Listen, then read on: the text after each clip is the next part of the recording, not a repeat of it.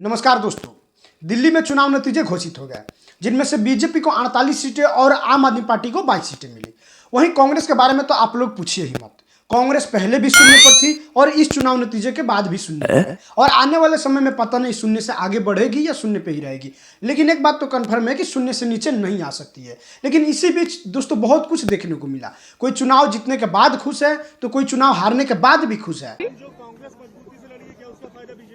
मुझे नहीं मालूम किसका फायदा किसका नुकसान, पर जिसने दिल्ली का नुकसान किया उसका नुकसान होने जा रहा है। धन्यवाद। धन्यवाद। आम आदमी पार्टी को जिताने का ठीकरा हमने नहीं उठाया हुआ है। आम आदमी पार्टी को जिताना हमारी जिम्मेदारी नहीं है। हम कोई एनजीओ नहीं है, हम एक पॉलिटिकल पार्टी है। हमने असेसमेंट किया और हमें लगा हमारी पॉलिटिकल सियासी जमीन है ये और हम उस पर अपने दम पर चुनाव लड़ना चाहते थे। लोग कुछ भी कहें उससे हमें कोई फर्क नहीं पड़ता है। मुझे लगता है हमने एक स्पिरिटेड कैंपेन किया। आम आदमी पार्टी अपनी विफलताओं की वजह से हारी है। भाई लोग 6 महीने पहले आम आदमी पार्टी और कांग्रेस पार्टी आपस में गठबंधन में थी और आज इन लोगों का ये हालत है।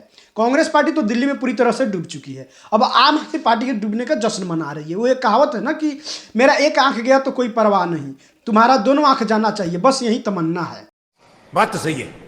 वैसे में कांग्रेस वाले पता नहीं दिल्ली चुनाव नतीजे के बाद क्यों इतना खुश है। वे लोग पहले भी शून्य पर थे, अभी भी शून्य पर हैं, तो इसमें खुश होने का क्यों बात है। हाँ, लेकिन एक बात तो है कि कांग्रेस पार्टी नो प्रॉफिट और नो लॉस के जोन में बनी हुई है। हालांकि उनका वोट शेयर 2% बढ़ा हुआ है, फिर भी इसमें इतना खुश होने का क्या बात है, ये तो पता नहीं चल पा रहा है। लेकिन कुछ लोगों का मानना है कि कांग्रेस पार्टी का एक भी सीट का नुकसान नहीं हुआ है, इसलिए कांग्रेस पार्टी इतना खुश है। वहीं कुछ लोगों का मानना है कि कांग्रेस वालों को 2014 के बाद से जीत का जश्न मनाने का मौका ही नहीं मिल रहा है, इसलिए उन लोगों को जीत हार का कोई फर्क ही नहीं पड़ता। तो जहां भी थोड़ा सा खुशी मिलता है उसमें अपना जश्न मना लेते हैं। वैसे में दोस्तों दिल्ली में दो चीजें खत्म होती दिख रही है। पहला केजरीवाल जी पे भरोसा और दूसरा कांग्रेस पार्टी।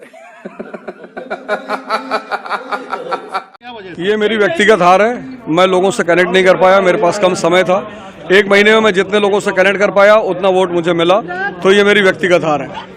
दिल्ली में आम आदमी पार्टी की बुरी हार हो रही है, इस पर क्या? मुझे अभी इस बारे में कोई सूचना नहीं, मैं सूचना मिलने पे इस पर बाइट दूंगा। अन्ना हजारे ने भी बयान दिया है कि ये शराब नीति मामले में घोटाले का अभी मुझे इस बारे में, ये मेरी व्यक्तिगत हार है जिसकी मैं खुद जिम्मेदारी ले रहा हूँ। बने रहिएगा एकदम कल से जा रहा हूँ, पहले लोगों से मिलूंगा और अपना काम शुरू करूंगा। अगला विधानसभा चुनाव फिर पटवर्धन से लड़ूंगा। भाई लोग ये होता है राजा बनने वाली मेंटेलिटी।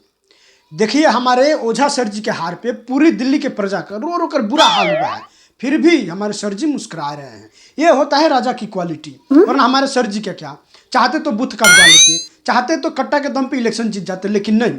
अनुशासन सबसे बड़ी चीज है। यदि राजा में अनुशासन होगा तभी तो प्रजा पर इसका असर पड़ेगा। कुछ भी